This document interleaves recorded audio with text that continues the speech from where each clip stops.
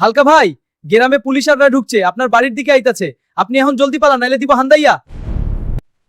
হা হা হা, police শুনে ওরা আইলে ওগোডের একটা কইরা বান্ডেল দিয়ে দিমু, আব্বা ডাকতে ডাকতে যাইবো গা। হালকা, এলাকার সকল বাড়ির মুরগি চুরি করার দায়ে তোমাকে গ্রেফতার করা হইল। স্যার, আপনারা সবাই একটা কইরা বান্ডেল লইয়া যান আর আমারে ছাইড়া দেন। বজ্জাত, তোর এত বড় সাহস, তুই আমাকে তা তুলে দেব, তখন বুঝবি তোর এই ডলার কোনো কাজের না। এই মুরগি চোর হালকারে ভেতরে ভইরা দেন। এই বেটা এলাকার মুরগি চুরি করে বিশাল অবৈধ সম্পত্তির মালিক হইয়া গেছে। স্যার, আপনি একদম চিন্তা করবেন না, এই মুরগি চোরা হালকারে আজ ডিম থেরাপি দেব, তখনও বুঝবে মুরগি চুরি করার কত মজা। কিরে প্রদীপ, আমারে তুই ডিম থেরাপি দিবি তাই না? বাপের সামনে এতক্ষণ বহুত ফল পারছস। মাসে মাসে যে তোরে ব্যাগ ভইরা তোমারক পাঠাই, এডি কি তোর বাপে জানে? আরে হালকা ভাই, আপনি দেখি চেইতা গেলেন, আমি তো আপনারে টেকনিক্যালি সেভ দিয়া দিচ্ছি।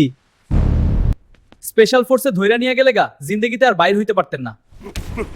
আরে বেটা চেতি নাই, একটু মজা করলাম আর কি তোর লগে। এই ধর, ব্যাগ ভর্তি ডলার আছে, বউ বাচ্চা লইয়া রিসোর্ট থেকে ঘুইরা আয়।